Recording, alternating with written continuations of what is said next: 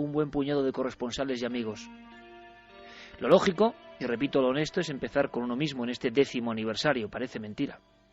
Hace 10 años, y no es casualidad, sabemos que no existe, comenzábamos en estos mismos micrófonos hablando de ovnis y pilotos y profesionales del aire español. Intervenía Iñaki Gabilondo y había diferentes profesionales que nos contaban sus observaciones. En su voz, a veces ya quebrada por el tiempo, la emoción, la sensación de que habían estado ante algo distinto, algo que les había proporcionado otra forma de ver las cosas. Muchas veces, incluso los pilotos más avezados, militares, civiles, no volvían a ser los mismos. Y a los investigadores la gran pregunta es, a nosotros, a los que seguimos errantes estas luces, ¿qué nos pasa? ¿Qué nos ha pasado? ¿Cómo hemos interpretado el fenómeno? ¿Nos ha cambiado la vida? Yo solo puedo decir que un día de septiembre de 1997, regresando de las montañas de Gravandal, y en un vehículo, un Seat Toledo blanco, observamos en el lado izquierdo de la carretera lo que parecía ser un potente foco, una luminaria, en un lugar donde no había carretera, donde no había tendido eléctrico, donde no había caminos, donde no había nada, una especie de ladera en la zona más abrupta del corazón de Cantabria. Recuerdo como si fuese hoy la reacción instintiva, muy personal.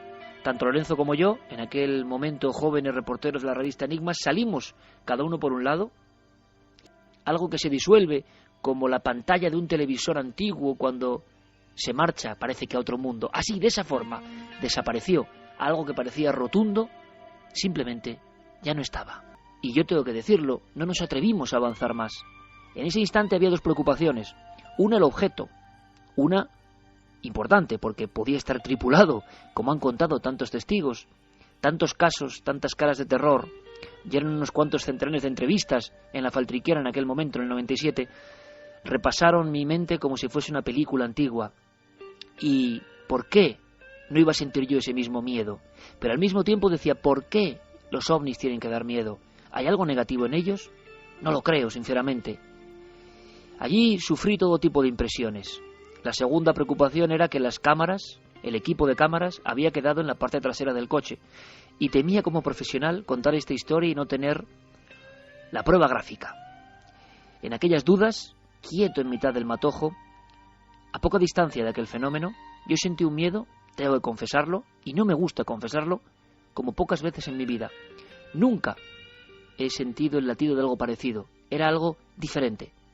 No sé bien describirlo, es lo inefable, no llegan las palabras, pero sé reencontrarme y reconectar con eso. Ha pasado mucho tiempo, 15 años, 15 largos años. En aquel instante, en las laderas de Gravandal, Milenio 3, y hablaros por la radio de todo esto era simplemente un sueño. Yo sabía que era importante, yo sabía que era una prueba, un momento. Ahora lo interpreto de forma distinta. Ahora quizá lamento no haberme acercado mucho más. Son recuerdos, historias que vienen a la mente, y muchos compañeros las van a compartir. Y con documentos, de verdad, creo que muy interesantes. Sonidos inolvidables, repito.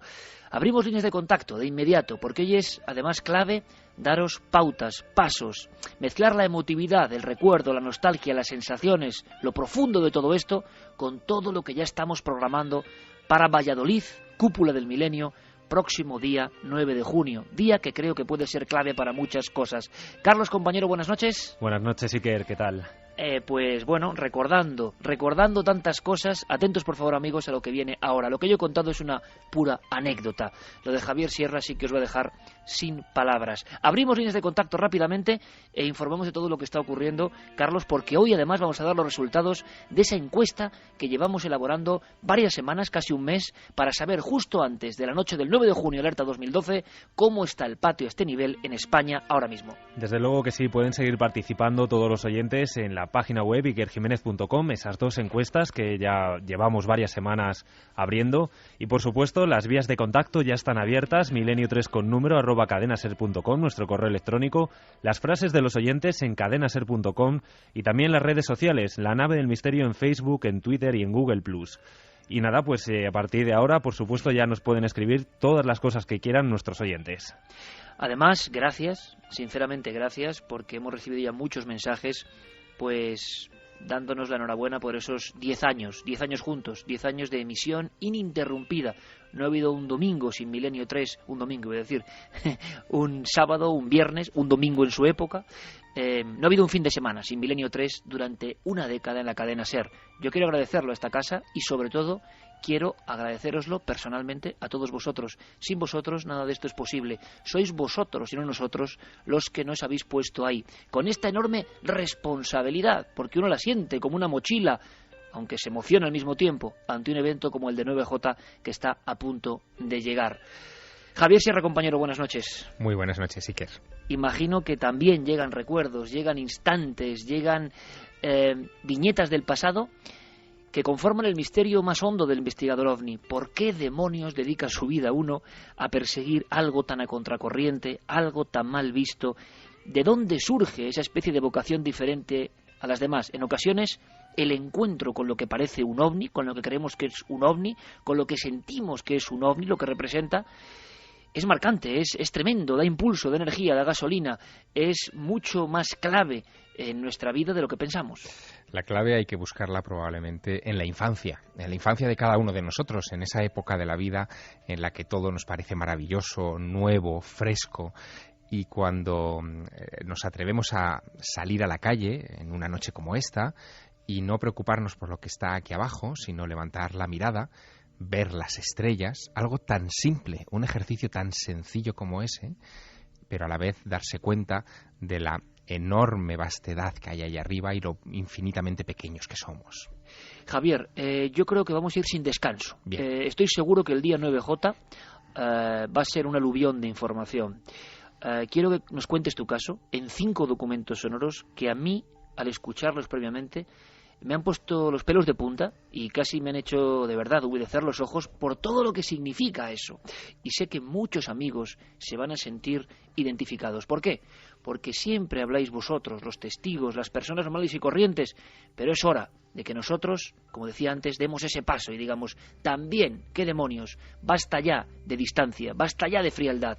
También hemos visto eso que es el fenómeno OVNI. También estamos asombrados como vosotros. Quiero saludar de inmediato también, antes de que Javier cuente el caso, al maestro Enrique de Vicente, que tenía que estar esta noche, nada es casualidad, porque quiero que también nos dé su opinión, su opinión siempre tan precisa, tan profunda en ocasiones, pero que lleva un mensaje que creo que va a ser bandera importante en este 2012, 9J, en esta alerta OVNI próxima. Maestro Enrique, buenas noches. Muy buenas noches, Iker. ¿Puedes decirme, antes de escuchar los documentos que nos va a poner Javier rápidamente, y te pido algo muy difícil? Luego iremos desarrollando a lo largo del programa sensaciones, emociones, qué hay detrás de todo esto, si algo lo une todo, si estamos siendo víctimas o beneficiados por una especie de juego, pero ¿me puedes, para que todo el mundo casi sienta el latido de todo esto, me puedes decir para ti por qué es importante, Enrique, lo que va a pasar en 7 días con la alerta OVNI?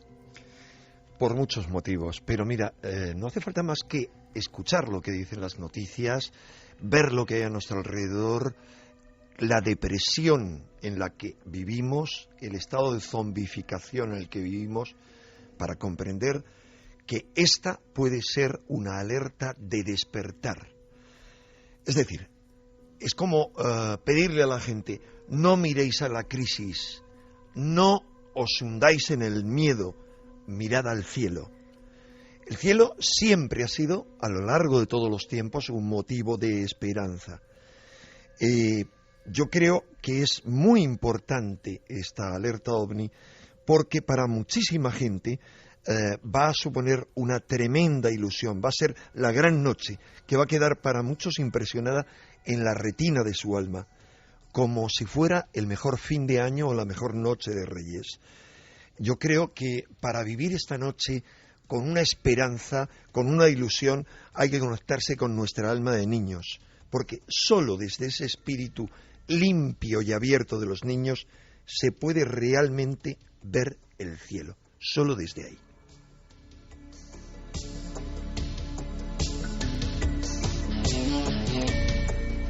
Primera andanada, primeros titulares que van directamente al epicentro de la conciencia colectiva de Enrique de Vicente. Yo creo que es importante combinar hoy la casuística, la emoción, lo que nos ha ocurrido, lo que nos parece, nuestra incertidumbre, nuestra fascinación, con estos mensajes que creo que también representan algo muy importante, algo que se está moviendo, algo que nos lleva en ocasiones, como desde que conectamos con este misterio y no sabemos bien hacia dónde. Podéis intervenir en cualquier momento, por supuesto, amigos que estéis tanto en las redes sociales como a través de las vías convencionales, y nos marchamos con la música de Noel Calero. Le pido uno de esos fondos maravillosos a Noel de Jean-Michel Jarre para que se funda casi con las palabras de Javier. Javier, queremos, como decía, ir al impacto, que nos cuentes qué son estos sonidos que has recuperado, y te lo agradezco, de tu archivo, porque son todo esto del encuentro y el encontrarse con el misterio por parte de un investigador, de varios investigadores, pero además grabado con toda la emoción, con toda la fuerza de la voz humana.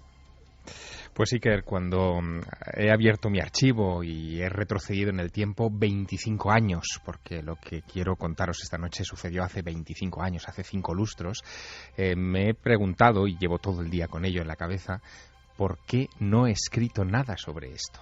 En todos estos años, y mira que han sido páginas y páginas las que he redactado sobre el tema OVNI, ¿por qué a fecha de hoy todavía no he escrito una palabra contando pormenorizadamente lo que sucedió aquella noche de verano de hace 25 años? Y la clave yo creo que está en la enorme carga emotiva que todavía subyace detrás de aquella experiencia. Yo tenía, Iker, en aquella época 15 años, todavía no había cumplido los 16, faltaban 2 semanas, un poco más para mi cumpleaños. Era la noche del 23 al 24 de julio de 1987.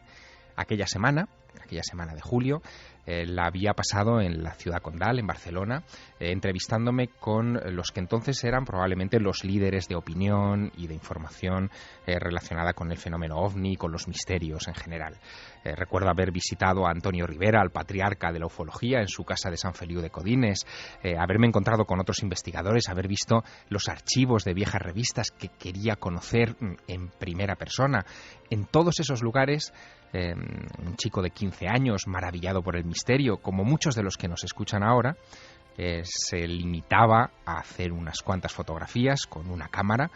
No eran como las de ahora, es decir, que tenías que cuidar muy bien el número de fotos que hacías porque el presupuesto era muy limitado, y también a grabar. Llevaba una grabadora conmigo, una pequeña grabadora que utilizaba en todo momento para que todo quedase registrado. Esas cintas, Iker, son las que he desempolvado estos días y de donde salen los documentos que escucharemos. Por favor, Javier, podemos ir casi como si fuese un pie de foto, pero un pie de sonido en este caso. Uh-huh. Sois 3 individuos en un coche, ¿no me equivoco?, ascendiendo hacia un lugar. Exactamente. Aquella noche, Manuel Carballal, un jovencísimo periodista, que estaba empezando también en estas cuestiones, Luis José Grífol, un perito mercantil, y yo decidimos subir a la montaña de Montserrat. Grífol llevaba ya años subiendo a la montaña de Montserrat, creyendo ver luces extrañas que le daban mensajes o que creía que transmitían alguna clase de información. Él hablaba en voz alta y cada vez que aparecía una de estas luces en el firmamento, creía que estaban de alguna manera subrayando sus palabras o confirmando sus palabras. Y en esa noche, a bordo de un Matra Inca, un viejo deportivo, empezamos el ascenso. Íbamos parando cada poco tiempo y en un momento dado nos apeamos del coche, nos quedamos bajo la bóveda celeste, maravillados por el espectáculo que se nos ofrecía, y comencé a pulsar el botón del REC, de la grabación de la grabadora. Y esto es uno de esos momentos de impresión, cuando ya llevábamos unos 40 o 45 minutos en la montaña, y cuando empezaron a moverse estrellas sobre nuestra cabeza. Y que hayan estado cubriendo otro cuadrante del cielo que no sea por en donde se han manifestado. ¡Mira, ahí arriba! ¿La habéis visto ahora? ¿La has visto tú? No. Aquí justo encima. Se acaba de ver aquí encima. Bueno, no dejéis, aquí desde luego es muy peligroso el no mirar al cielo, ¿eh? No, estamos mirando al cielo. Bien, pues en otros cuadrantes. Bien, sí. Pues ahora los tenemos aquí encima, ¿eh? O sea, os lo digo, estáis grabándolo, habrá gente que lo dirá por la radio esto. Los tenemos aquí justo encima, se acaba de extinguir la luz de un ovni, que ha sido breve, pero ha sido bastante más lenta de la que hemos visto antes, ¿eh? Javier, primer susto de la noche, primer impacto, estáis los 3 mirando al cielo en un lugar que es emblemático en esta historia tan extraña de los supuestos contactos previacito, avistamientos de Luis José Grífol, pero esos sustos grabados con la fuerza que tiene, con esa especie de... Bueno, estoy seguro que parte de la audiencia ha dado un brinco, ¿no? Estábamos casi viendo el objeto tiempo real, retrocediendo en las manillas del reloj. Pero esos sustos fueron continuando, incrementándose, increciendo a lo largo de la noche. Fueron muchos. Es que aquella noche, como te decía, las estrellas empezaron a moverse. Al principio ni Manuel ni yo las veíamos. Los primeros momentos eran tan fugaces que aquellas lágrimas que se desplazaban en el cielo, aquella especie de meteoritos, porque es lo que parecía desde tierra, pues se desvanecían en medio de la noche antes de que nosotros pudiéramos girar siquiera la cabeza, ¿no? Nos dirigíamos hacia la pared de los Diablos, que es un farallón de roca, una caída de casi 200 metros en vertical en la vertiente norte de la montaña de Montserrat. Frente a esa pared de los Diablos hay una explanada grande en una curva donde, en fin, aparcamos con el Matrasinca y continuamos charlando. Se veían al fondo, en el horizonte, las luces de algún pueblo de alrededor, en el fondo, casi el perfil del Mediterráneo y de la ciudad de Barcelona. La noche era muy despejada, muy clara, cálida, se estaba bien allá afuera. Y en un momento determinado, Grífol, que nos está contando sus experiencias, él sube a la montaña de Montserrat desde 1977 ininterrumpidamente para ver esas luces, nos estaba contando su experiencia. Y nos cuenta cómo le impactó la película Encuentros en la tercera fase, de Steven Spielberg, donde en una de las escenas cumbres de esa joya del séptimo arte, antes del contacto con los extraterrestres, también parece que se mueven las estrellas en el cielo. Seguro que muchos recuerdan esa escena clásica. Bueno, pues hablando de esa película, Grífol nos cuenta esto. Cuando yo estuve dando una serie de razones, tales como que si de esa película, por ejemplo, los trazos tan largos, tensos, en formación de A3, sobre la montaña del Diablo de Wyoming, que de otra parte es en nombre análogo a esta que tenemos aquí delante, que esto se llama la pared de los Diablos, pues que eso es tan análogo a lo de la película citada, pues es de suponer, y además que fue confirmado aquí de una forma tremenda, porque se vio el 14 de julio de hace 2 años como un neón gigantesco de 5 kilómetros. Ahora sí. Ahora está quedando grabado. Y además en coincidencia con lo que estoy... ¿Lo has visto tú? Me ha parecido, a lo mejor ahora sí lo está mirando, vigilándose cuadrado. Bueno, y además largo, ha recorrido un palmo y pico. Sí, pues miremos todos al mismo punto, porque es allí, la manera. allí. Sí, exacto. Debajo de la Vía Láctea. Sí.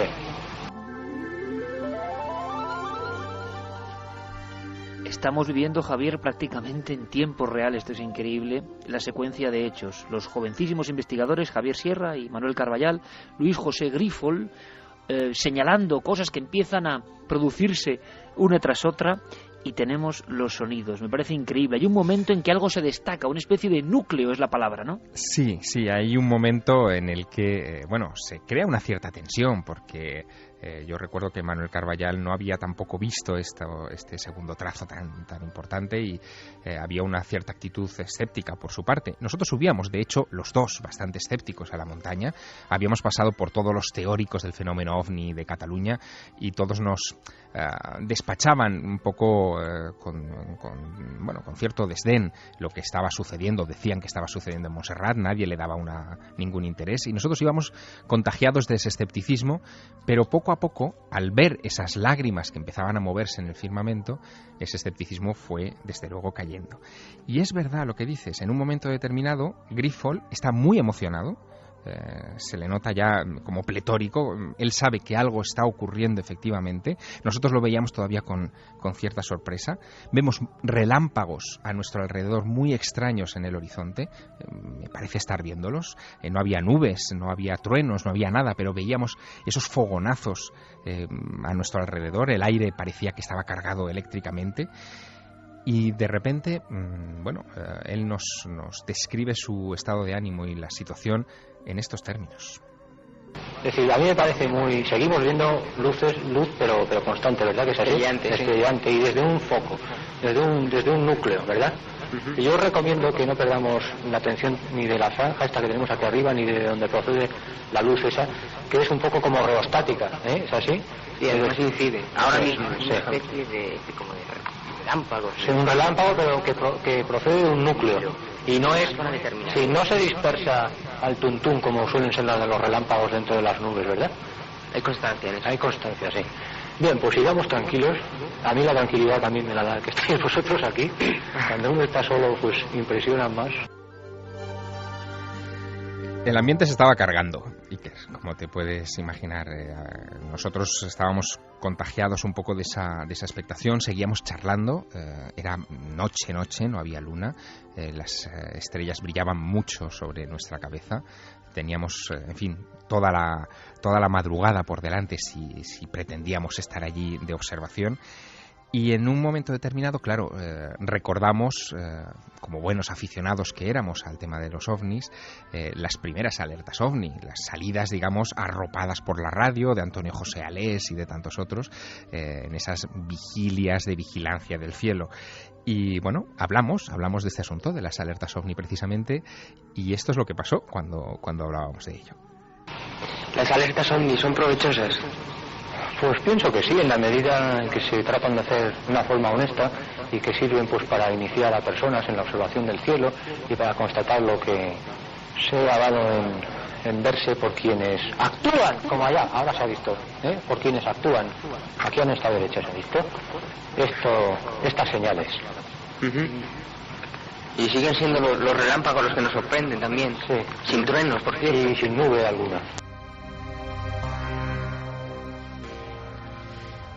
Y todo se precipita hacia un momento absolutamente mágico. Parece que algo está a punto de ocurrir, parece que esos tres testigos están en el abismo, justo en el límite de contemplar algo que cambiará sus vidas.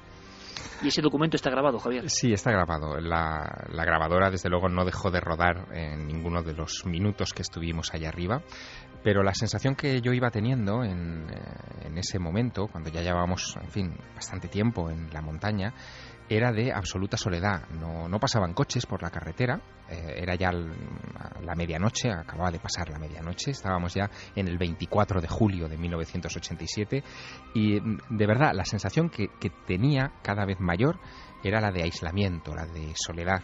Y pasados 3 minutos de la medianoche sí que puedo decirte que vi algo que cambió mi vida.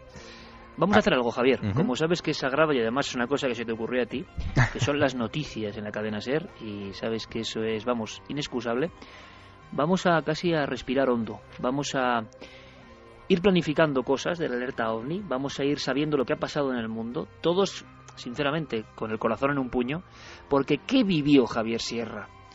¿Qué se grabó? ¿Cómo serán las voces? ¿Por qué ha sido tan importante?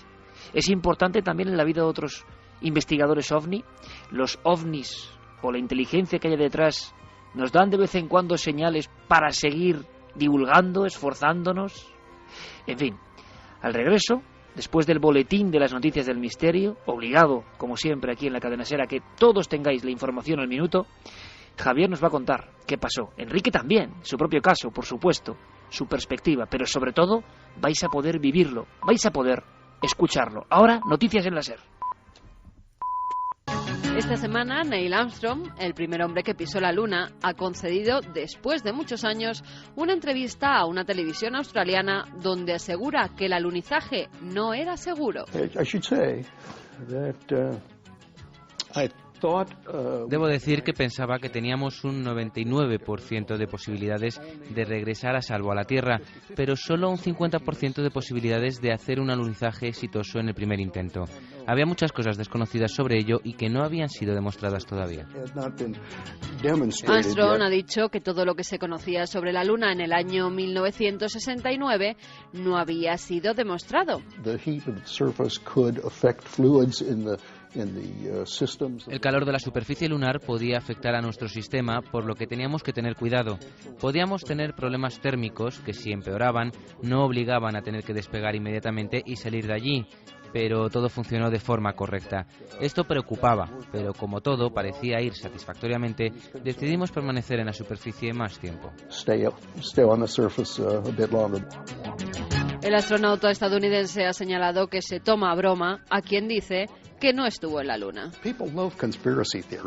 A la gente le encantan las teorías conspiranoicas, son muy atractivas, pero nunca me han preocupado porque sé que algún día alguien volará de nuevo y recogerá la cámara que yo dejé.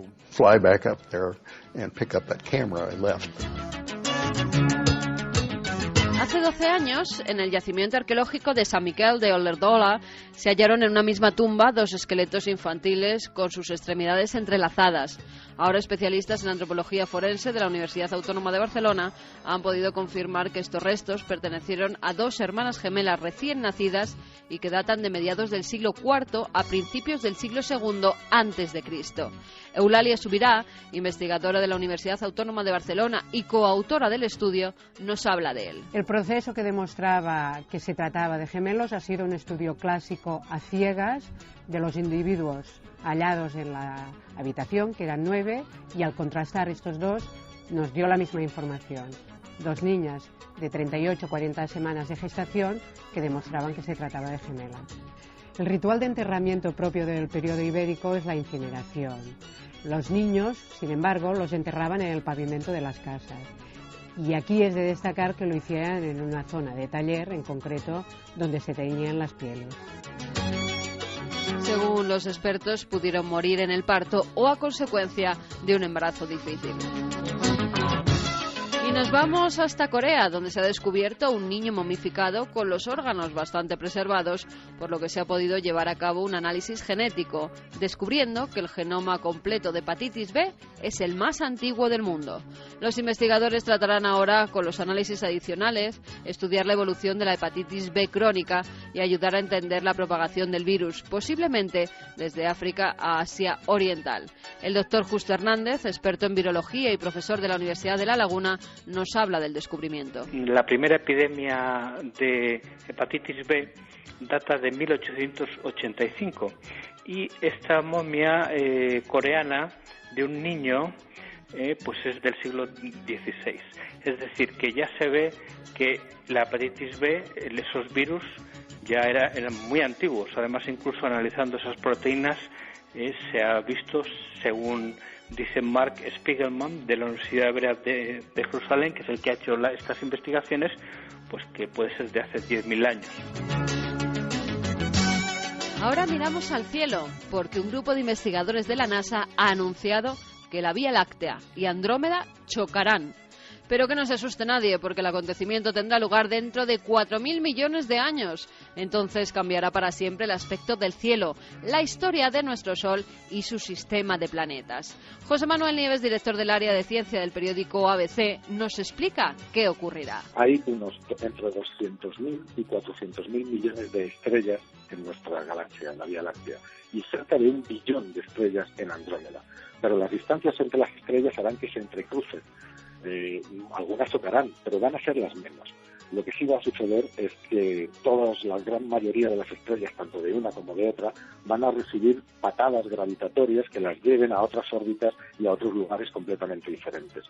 Cuando todo esto termine, unos 2.000 millones de años después de haber empezado, es decir, dentro de 6.000 millones de años, habrá una nueva galaxia que será fruto de la fusión de estas dos. La semana que viene nos vemos en Valladolid, en la Alerta OVNI 2012.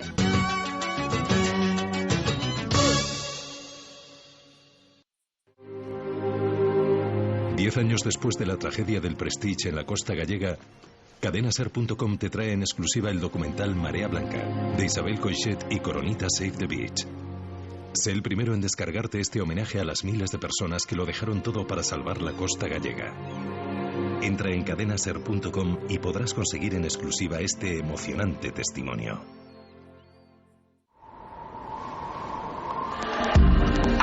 Nunca antes habías estado tan cerca de lo desconocido.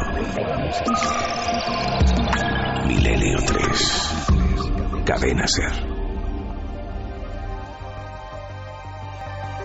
Poco a poco avanzamos en Milenio 3 hacia ese momento clave, ese momento cósmico. Próximo sábado, 9 de junio, Cúpula del Milenio junto al Pisuerga, corazón de Valladolid. Nos dicen muchas personas que quieren conseguir entradas, siempre gratuitas, para esa emisión. Iremos dando datos a lo largo de la noche. Guillermo León en ikerjimenez.com, ya sabéis, la web también de este programa, tiene todos los datos hasta el minuto concreto de todo lo que está ocurriendo en tiempo real. Una de las cosas, precisamente, esas entradas que se darán en Valladolid a lo largo de esta semana. Podéis poneros en contacto con la cadena SER en Valladolid y ellos son los que darán las entradas. Unas 1.200 plazas.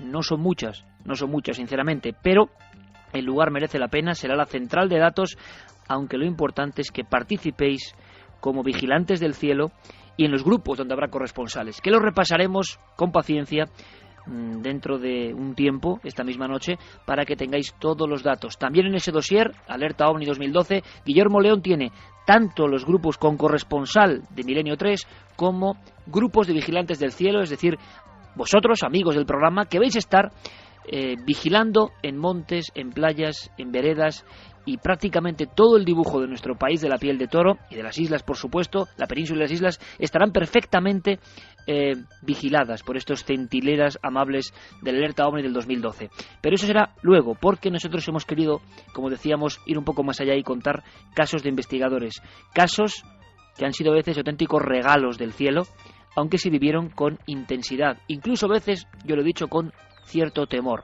Javier Sierra, antes de las noticias, nos hablaba de esa escena. Luis José Grifol, Manuel Carballal y él en las cuestas de Montserrat, en un lugar clave, en uno de esos lugares de poder a los que volvemos una y otra vez, como volvía el hombre antiguo y no sabemos bien por qué, quizá llamados por ese canto de sirena del misterio que les atraía igual que nos atrae ahora a los investigadores de los ovnis. Ahí estaban los tres, avanzaba la madrugada, pero quedaba algo potentísimo por vivirse y por grabarse, Javier. Algo que no podíamos ni imaginarnos, porque aquella noche, con lo que habíamos visto, con esas luces, esa especie de meteorito surcando pues prácticamente los 4 rincones del firmamento, y en algunos puntos incluso de manera que parecía que Luis José Grifol se anticipaba a su presencia, porque él decía: mirad entre las 2 estrellas superiores del carro, fijaros en la constelación de Perseo, en fin, daba indicaciones, y nosotros veíamos ahí ese tipo de luces o de manifestaciones.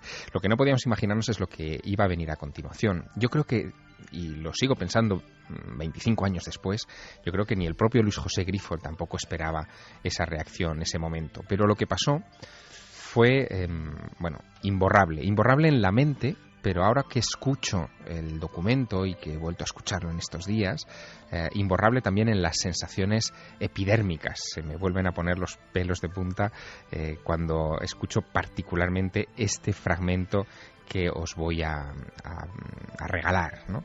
Estábamos, como te decía, a pocos minutos de la medianoche. Llevábamos ya un buen rato de pie frente a la pared del Diablo y viendo el firmamento nocturno con la grabadora en mano. Teníamos las cámaras de fotos cerca, pero, en fin, las manifestaciones eran tan fugaces que ni se nos ocurría enarbolarlas para enfocar al firmamento nocturno. Así que, en un momento dado, Manuel Carballal hace una observación en voz alta a todo aquello que estaba pasando. Estábamos comentando si el estado de conciencia, el estado mental de los testigos influía en que aparecieran o no estos objetos, y después de ese comentario sucede algo. Mira, yo creo que lo mejor es que lo escuchemos. Es lo que quería decirte, que eso podría ser una especie de... Vamos a abrir la mente, a imaginar un poco. Que podría ser una especie de... Mira. Abrir la mente, ¿eh? Dios. ¿Qué has aparecido? Esto. Cuando has dicho abrir la mente, esto hay que escribirlo de pe a pa todo, ¿eh? Esto es lo más increíble que he visto en mi vida. Y lo digo ahora en directo. Esto es demasiado. Son las 12:03. Sí. Y lo que acabamos de... Yo no me atrevo a describirlo, desde luego. Esto ya no es lejos. Esto abrir es la de mente. nuestras cabezas. Tengo la piel de gallina. Estáis contentos, ¿no? Esto ha sido encima. Y seguimos tranquilos, ¿eh? Y hemos visto una nave. Y siguen los... Es que esto es increíble, esto ha sido totalmente increíble. Esto ha sido totalmente increíble. Se ha iluminado toda la zona. Ay. ¿Os encontráis bien o qué? Yo no, lo que no entiendo es cómo tú puedes venir aquí y soportar eso sin que te dé un paro cardíaco. Ese regreso, ese peregrinar inconsciente incluso hacia los lugares de poder y hacia las experiencias iniciáticas o místicas de los antiguos, y que de alguna forma la versión moderna, la versión actualizada, aunque no seamos muy conscientes de ello, era la que estamos viviendo. Ahora le preguntaré a Enrique qué opina de todo esto. Me gustaría mucho saber lo que opinan también nuestros amigos y amigas de Milenio 3 al escuchar esto. Aquí no hay trampa ni cartón. Solo hay que escuchar las voces de estos jóvenes, las voces del propio Grifol, que parece que quiere hacer que controle el evento, pero que sabe que no. los matices en la voz. Por favor, Noel, si te parece, vamos a repetir el documento. Creo que merece la pena, creo que la audiencia lo está deseando. Es un encuentro con no sé qué en vivo, un encuentro con un no sé qué que cambia vidas, un encuentro con un no sé qué que impulsa, que llena el tanque de gasolina del alma para que un chaval siga por un camino absolutamente pedregoso y a contracorriente. Algo importante debe ser. No sé qué es, ni cuánto mide, ni qué dimensiones tiene, ni si deja huellas o no. Pero sé que su estela y su luz cambia la vida. Algo importante, algo clave tiene que estar ahí dentro, ¿verdad? Quizá ese es el misterio profundo al que nos asomamos, al que pretendemos desvelar de alguna forma en el evento del 9J. Escuchemos todos juntos, con respeto, iba a decir casi sagrado, por favor, este documento, porque pocas veces se ha registrado en una vieja cinta de cassette que vuelve a rodar esta noche en Milenio 3 tal cantidad de emociones. Y en la segunda pasada, que es la de ahora, percibid, por favor, los matices, porque son toda una historia. Escuchamos. Es lo que quería decirte, que eso podría ser una especie de... Vamos a abrir la mente, imaginar un poco. Que podría ser una especie de... Mira. Abrir la mente, ¿eh? Dios. ¿Qué has aparecido? Esto.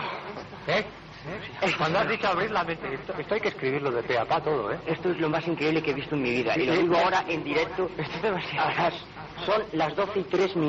Sí, es demasiado. Y lo que acabamos de... Yo no me atrevo a describirlo, desde luego. Esto ya no es lejos. Esto abrir es de nuestras cabezas. Tengo la piel de gallina.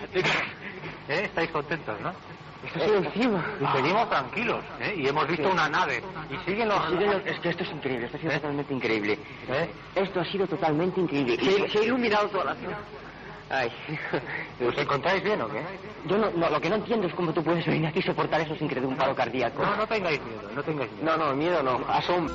Imagino que en la mente de Javier Sierra eran muchos recuerdos, muchas sensaciones, pero qué interesante lo que dice Enrique, de la reinterpretación por parte del propio testigo, el que niega incluso la propia evidencia o que se amolda a la lógica. Pasa a muchos testigos esto, y otros que sin embargo han quedado tan impregnados, tan emocionados, el componente psíquico ha sido tan fuerte, el deslumbre, la sensación casi de hilar esto con una experiencia mística. Creo, Enrique, no sé si me equivoco, que hay muchos nexos entre lo que eran las antiguas experiencias místicas de todos los niveles y lo que siente, la emoción que vive, la expansión de esa emoción, la sensación de que uno está delante de algo que quizá no vuelve a ver en su vida y que puede dar sentido a lo que le queda de vida. Hay una especie como de clip, ¿no?, que une ambos acontecimientos. El ser humano en la antigüedad y ahora, por ejemplo, en el 87, o los muchos casos que vamos a escuchar esta noche, recientísimos, saben que son experiencias absolutamente trascendentales. Bueno, y además, si me permites, Iker, tú decías la conexión mística. Bueno, en el caso de Montserrat es más que evidente. La moreneta, la propia Virgen Negra, que hoy articula la religiosidad en torno a la montaña más sagrada de Cataluña, fue descubierta porque unas luces, unas lágrimas en el cielo señalaban la Santa Cova, la cueva donde, en fin, se encontró la imagen que hoy se venera. En 1345, cerca de allí, en Manresa. La llum de Manresa. Exacto, se produce el fenómeno de la misteriosa llum, una luz que viene de Montserrat, que entra en la iglesia del Carmen, que se divide en tres, que se vuelve a agrupar en una sola esfera, que vuelve a salir rumbo a Montserrat y que da pie a la primera acta notarial que se levanta en el mundo para declarar la aparición de una de estas luces extrañas. Y algo más, Javier. O Ignacio de Loyola. Es que de eso iba a hablar. Ignacio se transforma allí. Exacto, él redacta sus ejercicios espirituales en una cueva en Manresa y desde esa cueva ve serpientes, lo dice así, serpientes de luces que, en fin, circundan la montaña. Pero de todo esto... O sea, eso es tremendo, Javier, porque estamos hablando ni más ni menos que el fundador de la compañía de Jesús, religiosa más importante que sigue teniendo en este momento un poder oscurecido en el Vaticano, pero es una de las dos grandes fuerzas que combaten. Pero fíjate, de todo esto, Enrique y Iker,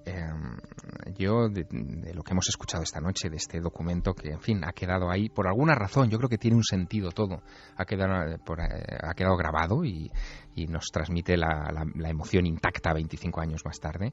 Yo creo que me quedaría de todo esto con la frase, que yo casi te diría que podría ser el lema del 9J, ¿no? Es abrir la mente.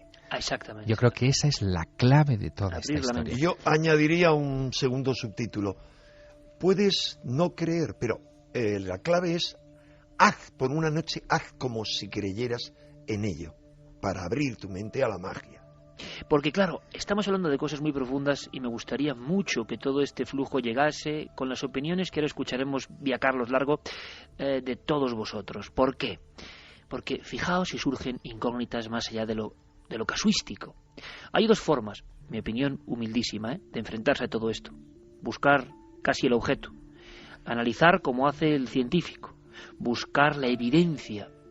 Y da la impresión, por otro lado, de que estas cosas se escurren, juegan, hacen su teatro, son importantes si se les mira desde el lado quizá mágico y no científico, y desde luego varían o hacen variar nuestro alma de una forma poderosísima, potentísima, con un nivel de intensidad emotiva como pocas otras cosas ocurren en la realidad.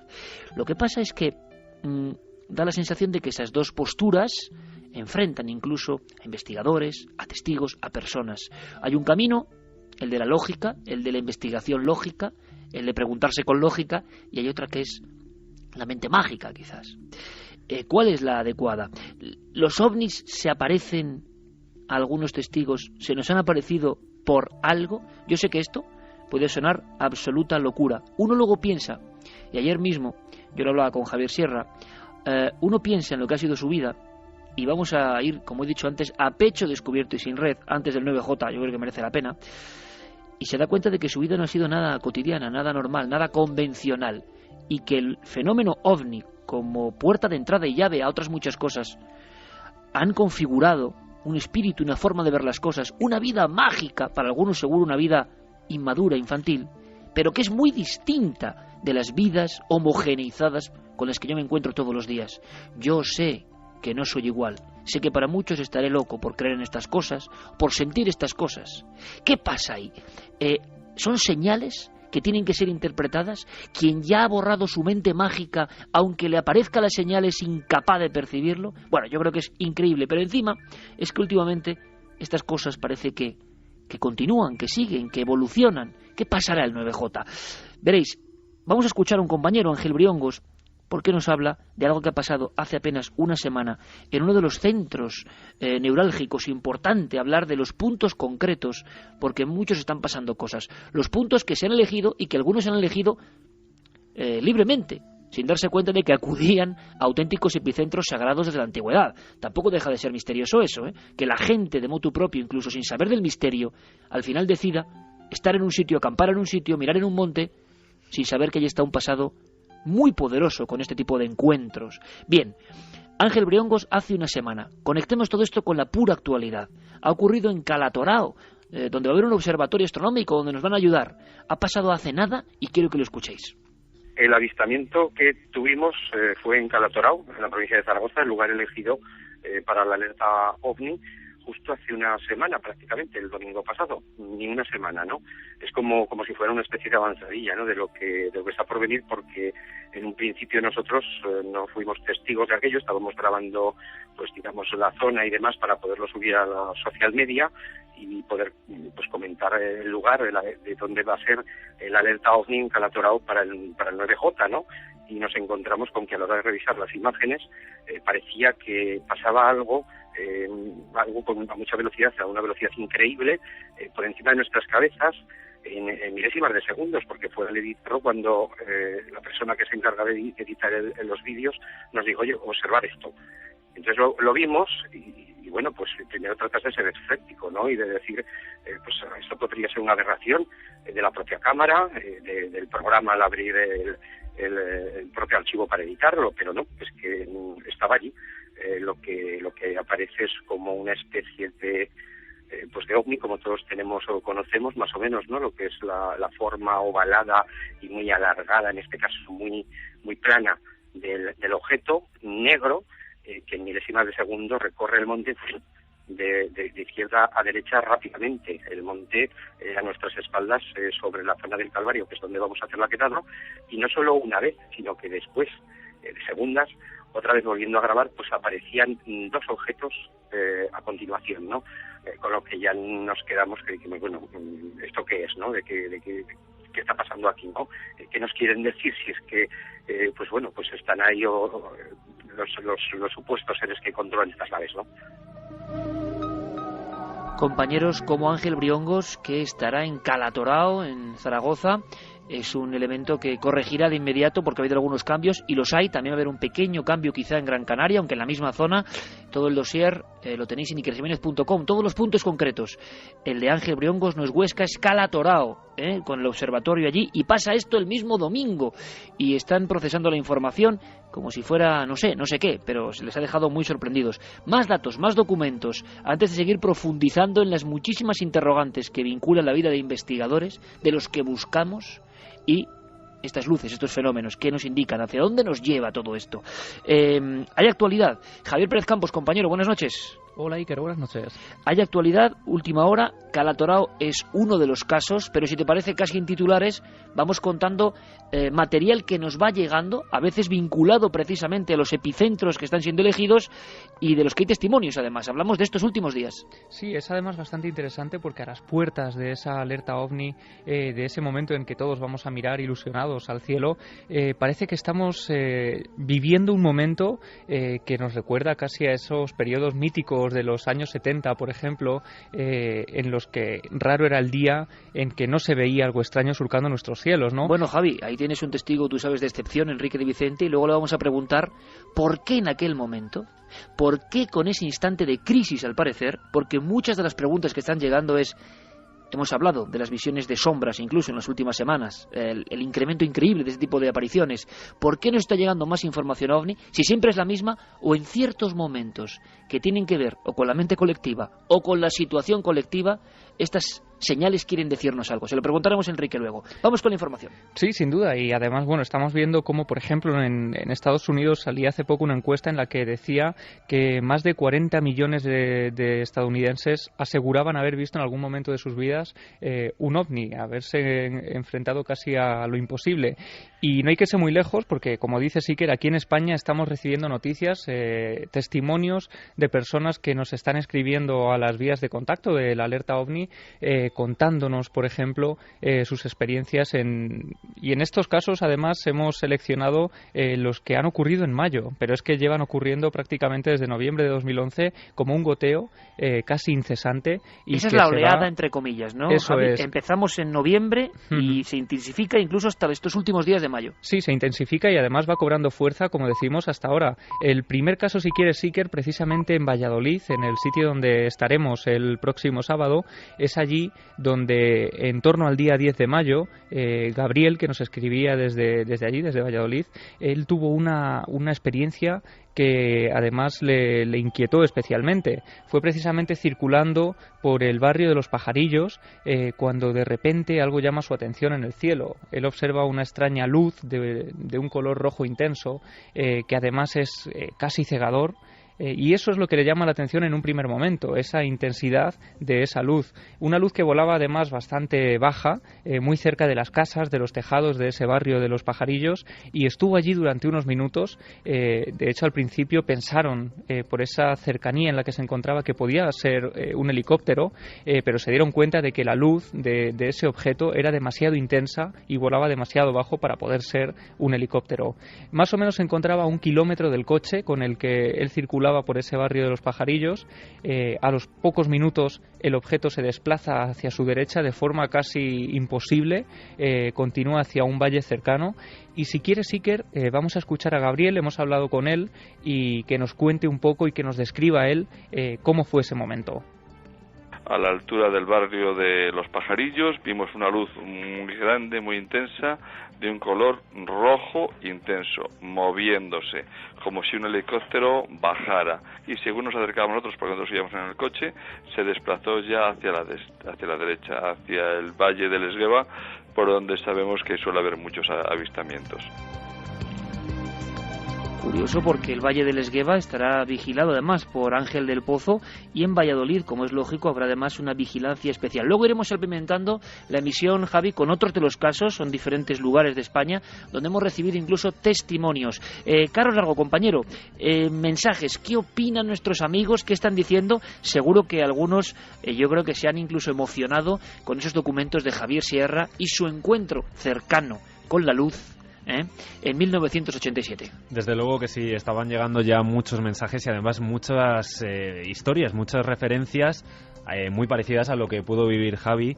Y bueno, pues por ejemplo, Jonay Rodríguez de Gran Canaria nos decía: hablando de los cielos, ya que se acerca el 9J, quiero comentar que hoy, hace alrededor de 1 hora y media, estaba haciendo fotografías en un lugar en el campo y he visto una de esas especies de meteoritos naranjas que pasan despacio, que a veces se pueden ver en nuestros cielos.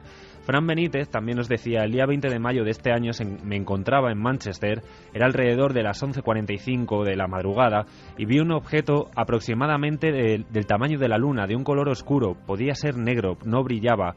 Lo vi trasladarse durante unos minutos, recorrería mucha distancia, pues del tamaño de la luna pasó al de un pájaro pequeño y su recorrido fue como dirigirse hacia el norte, y después lo perdí ya a lo lejos.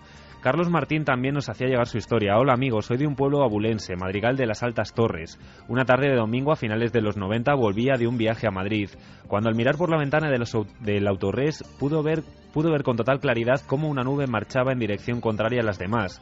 Al fijarme absorto, esa nube fue literalmente convirtiéndose en una especie de Zeppelin. En un instante ese objeto, que no era normal, y menos allí se acható y desapareció a velocidad incalculable. Miré al asiento de detrás de mí como sin saber si era mi imaginación, y un chico me miró y asintió como diciendo: yo también lo he visto. Edu Torres también nos hacía llegar su historia. Decía: el 11 de julio de 2009 estábamos mi novia y yo en Cala de Embou, en Ibiza, en la playa, pasada la medianoche, mirando hacia el norte. En un momento vimos una luz en el cielo a lo lejos como el frontal de un avión. Surgía del noreste, más allá de la bahía de San Antonio, con dirección oeste en vuelo prácticamente horizontal. No le dimos mayor importancia hasta que seguidamente surgieron otras 6 o 7 luces iguales con la misma dirección. No iban en formación, pero sí que mantenían la misma velocidad. Maralbert también nos decía: yo vi hace tiempo algo que me dejó marcado. Estábamos frente a un aeropuerto a lo lejos, una luz que subía en perpendicular. No había otro aeropuerto en los alrededores. Era para mí inexplicable. Además, muy atentos amigos, todos en contacto, nos están llegando casos de hoy, testimonios de hoy. Es verdad que la posibilidad de comunicación ha ampliado la capacidad de enterarnos de lo que pasa al minuto de una forma absolutamente exponencial. Antes sería impensable realmente tener noticias tan frescas. Además, muy reciente, Iker. Por ejemplo, Nicolás nos decía que hoy a las 10:05 de la noche que ha visto una luz que parecía ser una especie de helicóptero que tomó una gran velocidad y una intensidad y que le llamó mucho la atención en Las Palmas, en plena ciudad. En Las Palmas. Es curioso porque Jonay, el primer testimonio, sí, hablaba de unas fotografías realizadas también en Canarias hoy. Exactamente hoy, esta tarde. En fin, está ocurriendo, está pasando y nosotros queremos tener toda la información. La diferencia de esta alerta OVNI con cualquier otra es que es la alerta global. La mente global, la conciencia global y el misterio global. Todos interconectados, con todos los continentes, con casi todos los países. En Casi un Centenar habrá personas que siguen el programa mirando los cielos. ¿Tendremos la respuesta de esas entidades, de ese misterio, de ese arquetipo, de ese egregor, no sé de qué, pero tendremos alguna respuesta? Enrique, ¿tú eres pesimista o tienes esperanza de que ocurra algo? Y si ocurre algo, esto sé que es profetizar y es muy difícil, ¿qué crees que podía ser? Muchas personas nos hablan del momento tan crítico, tan absolutamente crítico. Nosotros no lo sabíamos, claro, pero estamos haciendo la alerta OVNI, y será casualidad o no, y por supuesto abro el debate con dos figuras como vosotros, que sabéis mucho más que yo, en este instante, que muchos hablan de instante casi previo al abismo, que espero que no, y hay que ser positivos, pero en este instante de tensión social, económica y mental tan fuerte, hacemos justo la alerta OVNI. ¿Podrá pasar algo? ¿Está relacionado? Vamos a ver, primero, ante todo esperanza. O sea, claro, yo lo que he comentado cuando han dicho: ay, ¿cómo es que vas al Altazar? Hombre, ¿a qué vas? ¿Crees que vas a ver algún lugar? Y digo, pues claro, si no, no iría. Pero voy con esa ilusión, con esa esperanza. A alguien que me ha hecho algún comentario escéptico le he dicho: tú juegas a la lotería, ¿verdad? Sí, ¿Con qué esperanza? Con que te toque. Bueno, pero aquí vamos con una esperanza mayor, con esa esperanza que nos hace mirar al cielo, y tú lo has comentado antes, la luz, que es lo que normalmente interpretamos como ovnis por la noche, ha sido siempre un símbolo de lo sagrado. Pero hay algo tremendamente importante. Esta semana es una semana clave para los mayas. Cuando uno estudia las tradiciones mayas, tiene clarísimo que varias de ellas, en varios textos, se hace alusión a un momento crucial para ellos, que se va a dar este martes por la noche, que es el segundo y último tránsito de Venus por delante del Sol. El anterior se dio en 2004, pero tuvo que ver realmente, fue por la parte inferior del Sol. En este momento se va a dar por arriba. ¿Por qué es sumamente importante y por qué es una preparación para esa alerta ovni desde mi punto de vista? Simplemente porque porque lo que ocurre... Perdón, Iker, si me hablas no te escucho porque no tengo retorno. No te preocupes, me Enrique, estoy cambiando todo perfecto, de auriculares. Simplemente pequeñas cosas que pasarán en el alerta ovni también. Esto es de lógica. Cuéntanos, Enrique, te escuchamos perfectamente. Ahora ya te estoy escuchando. Simplemente porque es un momento de tremenda importancia que interpretaban los mayas como un momento propicio para iniciar las guerras, pero que tiene otra serie de connotaciones.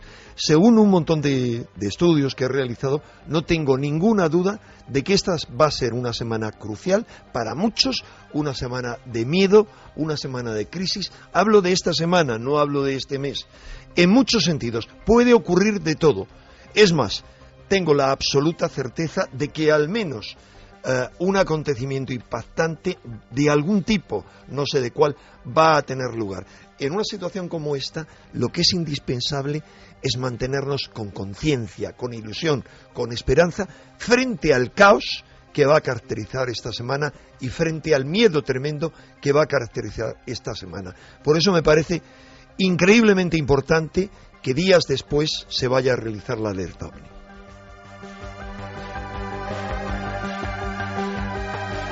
Javier, la relación entre investigadores y ovnis.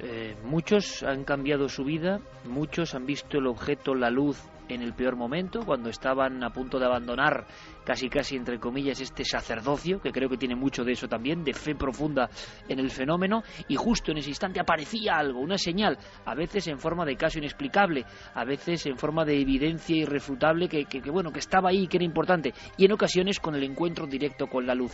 Casi todos los grandes investigadores, como te ocurrió a ti, han tenido ese episodio. Hay quien dice, hay quien afirma, algunos lo dan casi por hecho, que hay una curiosa relación entre investigadores y ovnis, como si el fenómeno no fuese tan casual. ¿Qué opináis?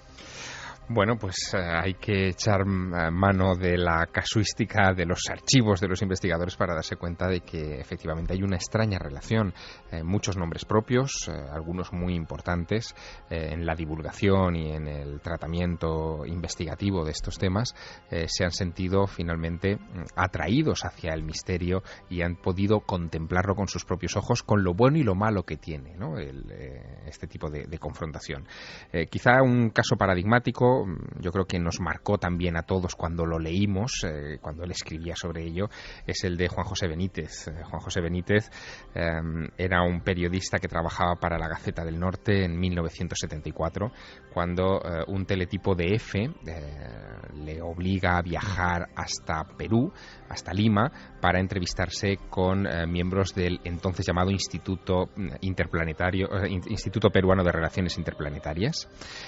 Allí miembros de ese instituto decían en ese teletipo de EFE que habían logrado contactar con extraterrestres y, en fin, con el olfato característico que tiene JJ Benítez para este tipo de misterios, él se planta allí en Lima y tiene una experiencia curiosísima. No eran los miembros de este IPRI los que habían abanderado esas declaraciones, eran los hijos, en todo caso, de los fundadores del IPRI, un grupo de chavales muy jóvenes que, haciendo escritura automática, habían creído establecer contacto con una civilización extraterrestre, y esa civilización extraterrestre, en esos mensajes psicográficos, por extraño que esto pueda parecer, les habían citado en alguna ocasión en el desierto de Chilca, unos 60 kilómetros al sur de Lima, donde ellos, a fecha fija, a fecha pactada en esas psicografías, habían podido tener encuentros con ovnis. Benítez, periodista español que llegaba como reportero para investigar aquello, es convocado a una de esas citas, el día de su cumpleaños, curiosamente, el 7 de septiembre del año 74, y vio algo que cambiaría para siempre el rumbo de su vida. Le haría escribir su primer libro, aunque fue el segundo que publicó, pero fue el primer libro que él escribió, OVNIS SOS a la humanidad. Y fíjate, Iker, creo que también es bueno escuchar de su propia voz lo que vio. A ese grupo. Entonces recuerdo que oí gritos, nos dimos la vuelta, calcula 3 segundos, entre que oyes los gritos y te das la vuelta y miras en dirección a donde oyes los gritos, vimos una luz enorme, blanca pero impresionante, y en silencio. Y luego apareció un segundo objeto más pequeñito, que empezó a hacer como giros sin orden alrededor del primero. Y estuvo un ratito, yo calculé, aunque ahí calculas mal el tiempo, pero alrededor de 5 o 7 minutos, que es bastante tiempo. Y ese caso, Javier, motivó una ilusión muy importante en ese reportero. Llegaron los reportajes, es como si todo fuese una curiosa cadena. Y en España también la recepción con éxito increíble de aquellos dosieres de la Gaceta del Norte. Luego él tuvo oportunidad, en julio del 75, cuenta en su libro 100.000 kilómetros tras los ovnis, y esto es muy curioso, que por ejemplo una noche, estando en Bilbao, en una zona del pleno corazón de Bilbao, esa ciudad industriosa y un tanto oscura de los años 70, por lo que es la orografía, ¿no?, de fábricas, chimeneas, él nota un dolor tremendo en la noche del 8 de julio del 75, hacia las 12 de la noche, se despierta, algo le empuja hacia la terraza, y en la estrechísima terraza, donde solo ve un trozo del cielo, observa una figura, un objeto con una corona parecida a la que vio en Perú, en Chilca. Esos sucesos ocurrirían 3 veces entre aquel 8 y el 15 de julio, y posteriormente con miembros de la delegación de Plaza y Janés, la editorial, en Oviedo, en la carretera de Oviedo a León. Tienen todos un grupo que estaban preparando una promoción de uno de sus exitosos primeros libros. Observan nítidamente la presencia de una de estas aeronaves. Para Benítez, astronaves extraterrestres. Y este tipo de encuentros, además, le hicieron tener una fe muy especial, muy intensa, y que conectaba mucho con el público. Y fíjate, hay un caso más en la trayectoria de JJ Benítez que conviene repasar. Yo tengo sobre la mesa de nuestro estudio un antiguo libro suyo, se titula Encuentros en Montaña Roja, se publica en junio de 1981, pero lo que recoge sobre todo son las experiencias que él vive en un cráter de la Montaña Roja en Lanzarote en 1978. Pasa 2 noches, las del 14 al 16 de junio de 1978, dentro de ese cráter, como si fuera un ermitaño, con apenas unas provisiones de dátiles, galletas, pasas y agua, y en esos días de aislamiento voluntario, porque ha recogido testimonios de pilotos que han visto en las cercanías de ese cráter luces extrañas, tiene también un extraño encuentro. Benítez decide poner en práctica quizá cosas que había aprendido en Perú con aquellos jóvenes descendientes del Instituto Peruano de Relaciones Interplanetarias, deja la mente en blanco, se pone en alfa, como él dice, y espera que algo o alguien le transmita alguna clase de información, de indicación, de mensaje, y que llega, le dice, a las 11 de la noche. Las 11 de la noche del 16 de junio de 1978 se transformarán en una experiencia que JJ Benítez desde luego no iba a olvidar, porque una luz blanca muy brillante, potentísima, se acerca al borde de ese cráter y él tiene incluso con, en fin, muchísimo más tacto y más visión periodística que yo cuando tenía 15 años, tiene la oportunidad de enarbolar su cámara, con un teleobjetivo de 200 de aproximación, enfoca al objeto y logra obtener una instantánea de esa luz, una instantánea que para él desde luego será importante. Ahora le preguntaremos a Enrique si él tuvo también la oportunidad, en un momento clave de su vida, de observar a estos extraños visitantes, si es que lo son. Pero hemos querido que compañeros que van a estar en alerta OVNI, compañeros que en esos puntos clave van a estar siendo un poco avanzadilla de esa noche de observación global de los cielos, os cuenten ese caso que nunca quieren contar. En este caso comenzamos en Madrid. Si Enrique está en el Atazar, donde hubo encuentros tremendos, no solo con luces, sino con aparentes entidades o seres, Santiago Vázquez estará en el pantano de la Jarosa. También en Madrid será la ruta de los pantanos. Santiago tuvo un incidente hace no mucho tiempo, regresando de Albacete en julio del pasado año, y es un encuentro que quiero que directamente os cuente él, porque no era su fuerte, digámoslo así, no era un aspecto que a él le emocionase especialmente el fenómeno OVNI, pero este misterio es así, y nunca mejor dicho, se lo cruzó en plena carretera. Yo había estado en Albacete dando una conferencia sobre parapsicología o parapsicobiofísica y regresaba en el coche de Albacete a Madrid. En el asiento del copiloto conducía otra persona, mirando pues a través de la ventanilla las luces de cada uno de los pueblos que íbamos dejando atrás, y en un momento determinado, serían aproximadamente las 11 u 11 y cuarto de la noche, aparece una brillante luz de color ámbar, muy fuerte, muy potente. Yo lo primero que pensé es que se trataba de un avión, pero como pudimos comprobar más tarde, no lo era. Aquella luz se fue acercando poco a poco, haciéndose cada vez más grande. Cuando ya se encontraba cerca de nosotros, supongo que alguien más la vio, por supuesto, me di cuenta de que su luz, la luz que emanaba de ese objeto, si lo era, alumbraba el campo. Se podía ver el campo. Y sin distraer a la persona que iba conduciendo, le dije: ten cuidado, ten prudencia, sigue conduciendo con prudencia, pero mira lo que hay a nuestra derecha. En ese momento la luz, esta poderosísima luz, se hizo aún más brillante y empezó a lanzar destellos de muchos colores, pudiendo nosotros percibir perfectamente los haces de luz que partían de esa luz central, color ámbar. El campo seguía iluminado y de repente, ante nuestro asombro, aquella poderosa luz se apagó de súbito y desapareció. Imagínense cómo nos quedamos, la persona que conducía el coche y un servidor. ¿Qué era aquello? Me lo he preguntado en estos meses más de una vez. Lo que sí puedo asegurar es que no era nada humano. Javier Sierra, de la infancia como territorio fundamental. Hay investigadores, y luego lo van recordando o dándole su importancia con el paso de los años, que en la infancia o en la pubertad, en el inicio de la juventud, tienen un encuentro. Además, un encuentro, como en el caso de David Zurdo, con un objeto, desde su propia casa, un objeto de un aspecto absolutamente estrambótico, extraño, pero que les marca, que se queda ahí, en las celdas profundas del cerebro. Lo escuchamos. Yo vivía en el Pardo en aquel momento y desde la terraza de mi casa, un verano, de noche, vi que en el horizonte había una especie de 3 luces verticales, como si fuesen las 3 luces de un semáforo, pero las 3 rojas y conectadas por el centro también con una especie de palo más fino de luz. Cogí los prismáticos que tenía, intenté ver lo que había allí y la verdad es que no conseguí enfocarlo del todo bien, pero sí veía como si cada una de esas luces fuese medio transparente y algo se moviera dentro de cada una de esas esferas, por así llamarlo, aunque tenían un aspecto de planas. La verdad es que estaba justo en el horizonte, ya digo, no elevado, no en el cielo, por eso digo que no sé si llamarlo experiencia ovni o no.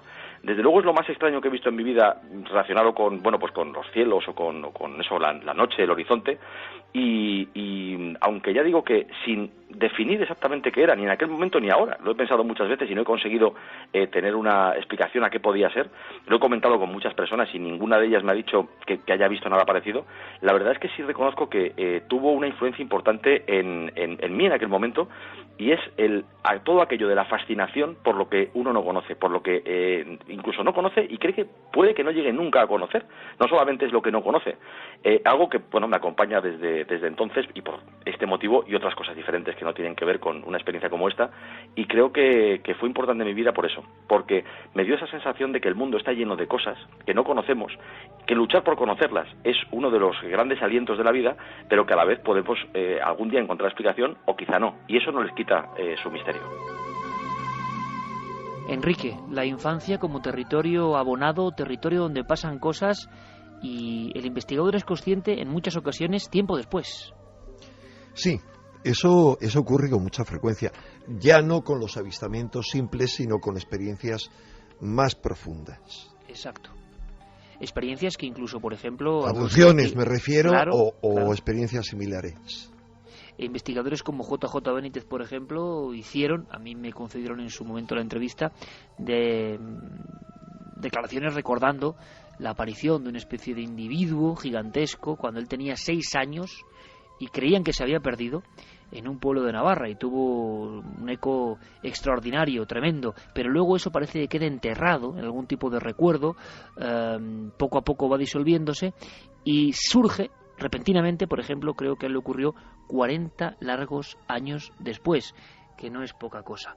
Estamos escuchando a testigos diferentes, testigos que van a estar en puntos concretos de nuestro país, pero queda mucho por saber. Por ejemplo, el propio caso de Enrique. Tú tuviste, Enrique, la oportunidad de ver un objeto, no voy a decir parecido al de David Zurdo, pero sí en una situación parecida, en una terraza altísima, casi dominando Madrid, y aunque fuese algo muy breve, también te marcó, imagino, profundamente. Bueno, fue uno de los casos. Digamos que yo he visto muchas cosas extrañas solamente durante el tiempo que me he dedicado al tema OVNI a fondo. Pero sí, fue muy extraño porque no voy a contar las circunstancias que precedieron, que fueron las circunstancias un poquito raras, pero yo salí a la terraza de mi casa a descansar, miré al cielo y de repente, en un edificio muy alto de Madrid, dominaba 180 grados, y de repente vi algo destelleante, pero que no se movía, y estuve observándolo, pues calculo 3 o 4 minutos, hasta que intenté ir a por una cámara fotográfica y cuando regresé ya no estaba. En torno a esa experiencia, que sé que no es la única, y lo importante que ha sido para ti dentro de esta búsqueda. Continuamos en Milenio 3.